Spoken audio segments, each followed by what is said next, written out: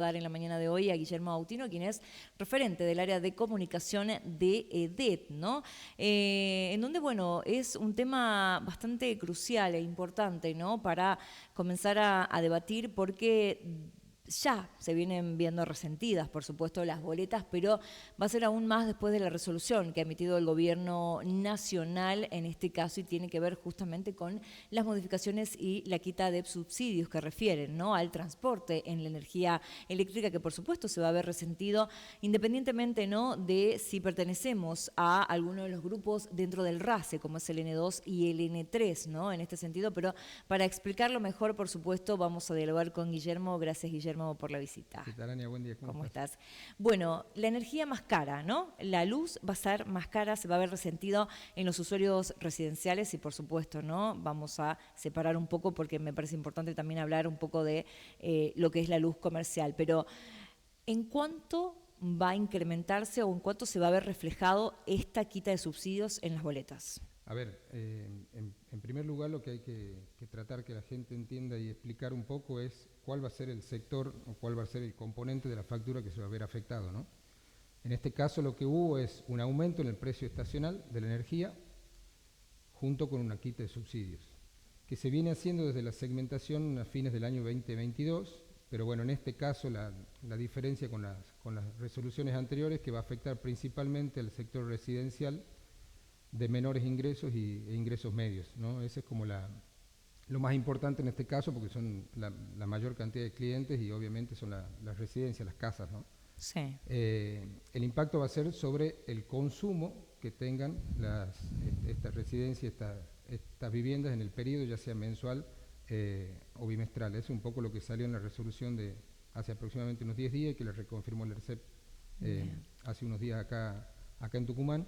Entonces, el impacto sobre la factura, que recordemos tiene tres componentes principales. Uno es el VAD, que se llama Valor Agregado de Distribución, que es el ingreso de la empresa EDET para su funcionamiento, mantenimiento y expansión.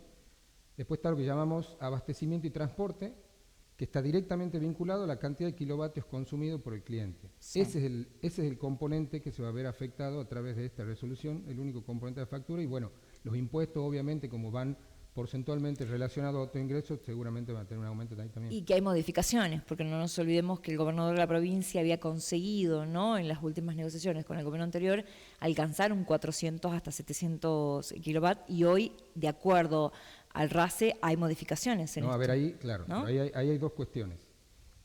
Por las características que tiene la provincia en verano, por las altas temperaturas, lo que se había conseguido con un acuerdo es que durante el verano el tope normal que había determinado el gobierno, que era de 400 kilovatios, se eleve a 650 durante los meses de verano.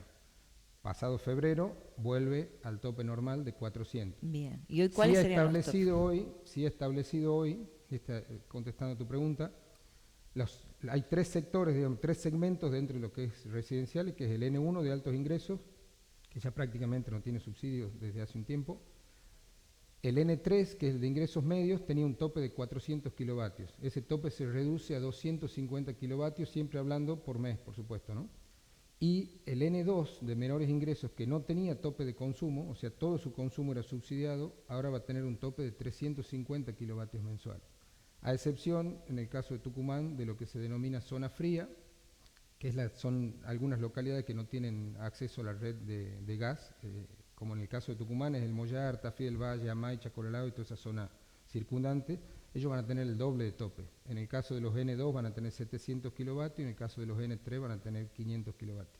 Ahora se ha estimado que si se pasan de lo estimado, comienza a aplicarse el N1. ¿Sobre el excedente o sobre todo? Bien, muy buena la pregunta también para aclararle a la gente. La cantidad de kilovatios subsidiados para un N3 es de 250 kilovatios, por lo tanto esos 250 kilovatios los va a pagar a valor subsidiado. Ahora, si consume 251 kilovatios, solo el kilovatio excedente lo va a pagar a valor de N1. Eso refuerza un poco el mensaje que bueno, un poco lo que buscamos es tratar de consumir de la manera más eficientemente posible, tratar de adecuar el consumo. Entendemos la situación y como hablábamos recién un segundo antes de salir, nosotros tenemos que aplicar los precios que determina la Secretaría de Energía de Nación. y las políticas que determina el gobierno nacional.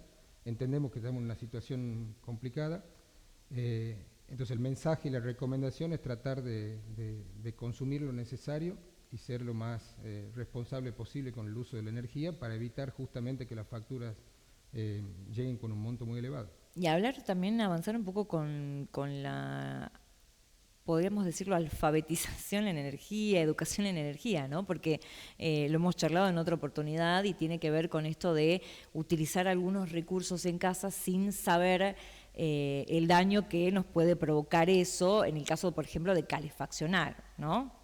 Sí, en realidad hay muchas acciones que nosotros podemos tomar todos los días. Sí. Algunas tienen un mayor impacto, otras un menor impacto, pero todo suma cuando hablamos de que por ahí hay un medidor que está funcionando 60 días, entonces en un bimestre algunas pequeñas acciones pueden hacer que el impacto en la factura sea menor, volviendo a lo mismo, teniendo en cuenta que el aumento principal va vinculado directamente a la cantidad de kilovatios que consumimos. Mientras más cantidad de kilovatios consumamos, mayor va a ser el impacto, porque seguramente o corremos más riesgo de pasarnos de esa cantidad de kilovatios consumidos. Con el tema de la calefacción, sí, hay aparatos que son más eficientes que otros. El principal consumidor de energía, por llamar de alguna manera, y que por ahí no nos damos cuenta, es el caloventor, que es un aparato relativamente chico y que pareciera que consume poco, en realidad consume mucho porque necesita mucha energía para calentarse y para tirar el aire caliente, que es su función. Y no es muy eficiente porque no calienta un ambiente. El aire que tira es algo muy cerquita, es casi de un uso personalizado. Entonces, nosotros recomendamos que el caloventor no se use, bueno, en todo caso tener que usarlo, tratar de reducir el tiempo. Recordemos que la cantidad de kilovatios son la cantidad de kilovatios hora. Es decir, mientras más tiempo uso un aparato, claro, más kilovatios estoy consumiendo, y eso obviamente se registra y es lo que deriva en lo que y se es paga lo que en la sucede un factura. poco con el termotanque, ¿no? Quizás la instalación de gas ha trasladado mucho, ¿no?, a que la gente se vuelque a lo eléctrico, y el Sí. termotanque también es un elemento riesgoso, ¿no?, cuando uno lo tiene todo el tiempo encendido. Claro, el termotanque, a ver, el secreto, por llamar de alguna manera, para que un termotanque sea eficiente hay que enchufarlo cuando lo vamos a utilizar. Si el termotanque está enchufado todo el día, está funcionando todo el día, lo estemos por utilizar o no. Entonces, claro, el termotanque, la función del termotanque es mantener la temperatura como nosotros la solicitamos. A medida que esa temperatura va bajando, el termotanque arranca solo de vuelta y ahí está usando energía sin que nosotros nos demos cuenta. Hay un montón de aparatos en la casa que utilizan energía. Si yo le doy un ejemplo, el módem del Wi-Fi, por ejemplo. Nosotros lo invisibilizamos, ya no lo tenemos en cuenta. Bueno, ese, por ejemplo, es un aparatito que está funcionando 24 horas. Así como ese hay otros que no nos damos cuenta, el microondas enchufado cuando no lo estamos utilizando, los cargadores que dejamos enchufados constantemente y desenchufamos el dispositivo, pero el enchufe sigue conectado a la red. Todas esas son pequeñas cosas que a lo mejor podemos tomar como hábito y seguramente van a mejorar la eficiencia de la casa.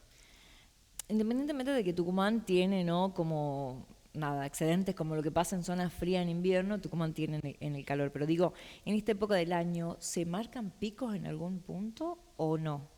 ¿O Tucumán logra un nivel bajo de consumo? No. En los últimos años, un poco tiene relación con lo que decías recién, se ha ido mutando un poco a la electrificación de las casas, ¿no?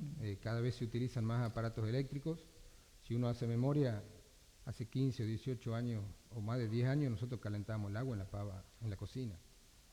Y hoy prácticamente la mayoría, mucha gente tiene pavas eléctricas. Entonces, así como ese ejemplo, hay un montón de aparatos de uso diario que se han ido convirtiendo de gas a electricidad. De hecho, hoy hay edificios que directamente no se construyen con instalación de gas, es todo eléctrico. Entonces, lo que antes en invierno era un consumo muy bajo, hoy sí tiene picos principalmente por el calefaccionamiento, ¿no? Los aires acondicionados, por ejemplo, es otro aparato que se usa para calefaccionar y que es eficiente si se utiliza bien, ¿no? Bien. Con estas modificaciones que se hizo, ¿no?, a nivel nacional, se puede llegar a pensar que, si analizamos bien, puede aquellas personas que estaban en un N3 trasladarse a un N2. A ver, recordemos que la segmentación de la Secretaría de Energía y Nación está vinculada a los ingresos de una vivienda. Por lo tanto, si hay modificaciones en el ingreso, o si no hay modificaciones en el ingreso, pero se va modificando la canasta básica, pueden generarse modificaciones Y para eso también uno de los motivos de un poco de esta conversación y de tratar de brindar información es que la gente verifique su situación respecto al RACE, al formulario para recibir los subsidios, para ver si ha habido alguna modificación, ya sea en sus ingresos o por el aumento de la canasta básica en los últimos tiempos, que ha hecho que esa persona se recategorice, por llamar de alguna manera, dentro de esos segmentos, ¿no? Seguramente hay gente que antes era N1 y hoy está dentro de los N3. Ahora, la expresión que también suele ocurrir es, yo tengo tarifa social, ¿por qué mi factura viene tan alta, ¿no? Estos últimos tiempos. ¿Qué pasa con la factura social? ¿A dónde se aplica ese subsidio? Es muy bueno porque en realidad a veces se genera una confusión ahí. Los subsidios que se aplican sobre el consumo, que son los subsidios nacionales, por los cuales tenemos un segmento N2, N3 y demás, son subsidios del Estado nacional. Sí. Es la forma en que el Estado subsidia la parte del costo de generación de energía, no se lo traslada 100% a los clientes, el cliente paga una parte, la otra parte la paga el Estado nacional. Esos son los subsidios nacionales.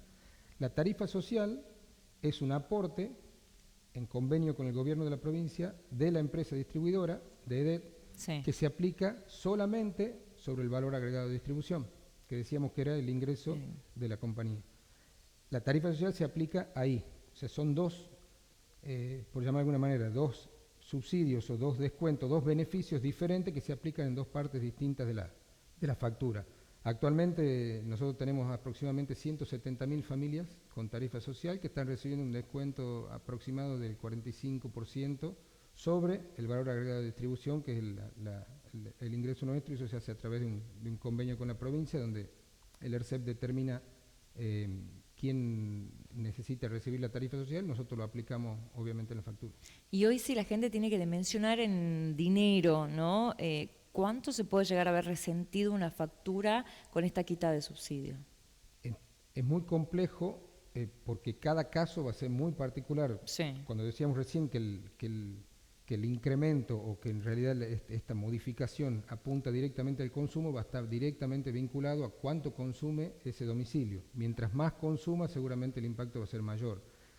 Para dar una idea, nosotros hemos hecho una estimación que 3 de cada 4 clientes, aproximadamente el 75% de los clientes residenciales, puede recibir un incremento de entre 3.500 pesos y 16.500 pesos. Ese es el rango del 75% de los clientes. El otro 25% de los clientes están bastante por arriba en el nivel de consumo, entonces seguramente el impacto va a ser mayor.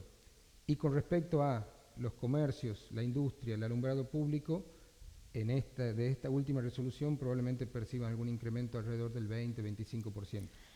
Y cuando hablamos de educación, digo, la gente utiliza, por ejemplo, más el bajo consumo, o sea, ¿hay unas estadísticas de que la gente se vuelca un poco más a eso? ¿O la gente es como que, bueno, la luz está más cara, la pagamos y nada?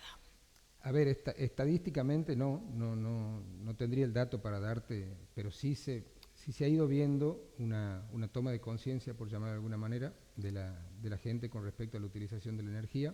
Seguramente tiene que ver con el costo también. Cuando uno percibe que algo es más costoso, indefectiblemente tiene que cuidarlo.